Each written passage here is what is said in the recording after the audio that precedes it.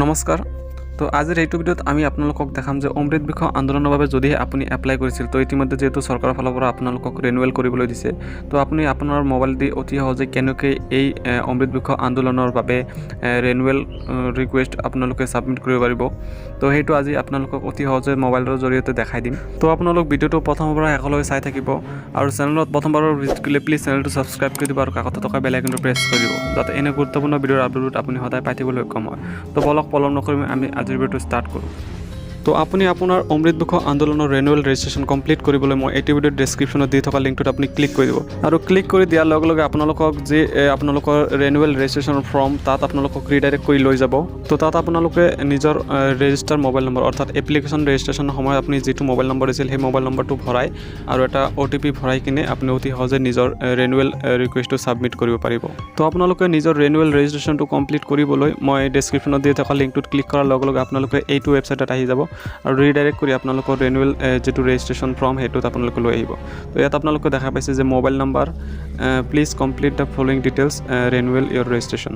তো ইয়াত আপোনালোকে নিজৰ মোবাইল নম্বৰটো ভৰাই তাৰপিছত জেনেৰেট OTPত ক্লিক কৰি দিব আৰু ক্লিক কৰি দিয়াৰ লগে লগে আপোনাৰ মোবাইলত এটা OTP যাব আৰু সেইটো OTP আপোনালোকে ইয়াত ভৰাই ছাবমিট কৰি দিব। তো ছাবমিট কৰি দিয়াৰ লগে লগে আপোনালোকক দেখাব যে ৰিনিউৱেল ছাকচেছফুল অৰ্থাৎ আপোনালোকৰ যিটো নেকি ৰিনিউৱেল ৰেজিষ্ট্ৰেশ্যন সেইটো কমপ্লিটলি ছাকচেছফুলি হৈ যাব। তাৰপিছত ইয়াত আপোনালোকে লেখাব please find below the registration number for future reference অৰ্থাৎ ইয়াত আপোনালোকৰ এটা ৰেজিষ্ট্ৰেশ্যন নাম্বাৰ জেনেৰেট হৈ যাব আৰু এইটো আপোনালোকে ক'ৰবাত লিখি ৰাখিব বা আপোনালোকৰ মোবাইল দি স্ক্ৰীনশ্বট মাৰি ৰাখিব কাৰণ এইটো ফিউচাৰৰ অৰ্থাৎ ভৱিষ্যতত আপোনালোকৰ কামত লাগিব পাৰে। তো এনেদৰে অতি সহজে আপুনি আপোনাৰ ৰিনিউৱেল ৰেজিষ্ট্ৰেশ্যনটো ছাকচেছফুল কৰিব পাৰে।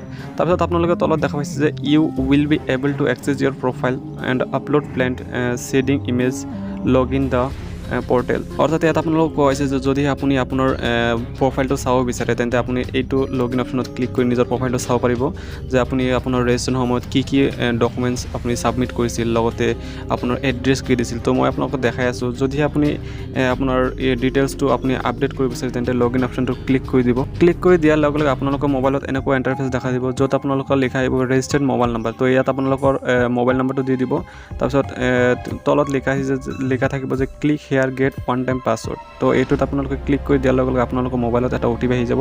সেই OTPটো আপোনালোকে ফিল আপ কৰি পুনৰ লগ ইন অপশ্যনটোত আপোনালোকে ক্লিক কৰি দিব। ক্লিক কৰি দিয়াৰ লগে লগে আপুনি দেখা পাব যে আপোনাৰ সম্পূৰ্ণ তথ্যখিনি ইয়াত খোল খাব ৰেজিষ্ট্ৰেশ্যন নাম্বাৰ কেটেগৰী আপোনালোকৰ গোটৰ নাম আপোনাৰ সম্পূৰ্ণ নাম তাৰপিছত মোবাইল নাম্বাৰ তাৰপিছত আপোনাৰ হাজবেণ্ড বা ফাদাৰ নেম তাৰপিছত আপোনাৰ এজ এড্ৰেছ সকলো বস্তু এনেকৈ ধুনীয়াকৈ লিখা আহিব।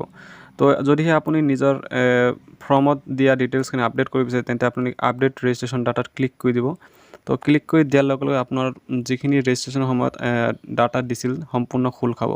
তো ইয়াৰ ভিতৰত যদিহে আপুনি কিবা আপডেট কৰিব বিচাৰে যেনে ধৰক আপুনি নিজৰ লোকেশ্যনটো চেঞ্জ কৰিব বিচাৰে বা ডেছ কিবা কিবি যদিহে আপুনি চেঞ্জ কৰিব বিচাৰে তেন্তে আপুনি অতি সহজেই ইয়াৰ পৰা চেঞ্জ কৰি ছাবমিট বটনটোত ক্লিক কৰি দিয়াৰ লগে লগে আপোনাৰ যিটো ডিটেইলছ সেইটো পুনৰ নতুনকৈ আপডেট হৈ যাব। তো এনেদৰে অতি সহজে আপুনি আপোনাৰ মোবাইলৰ জৰিয়তে নিজৰ ৰিনিউৱেল ৰেজিষ্ট্ৰেশ্যনটো কমপ্লিট কৰিব পাৰিব আৰু লগতে যদি আপুনি আপোনাৰ প্ৰফাইল ডিটেইলছটো আপডেট কৰিব বিচাৰে তো অতি সহজে এনেদৰে আপডেট কৰিব পাৰিব।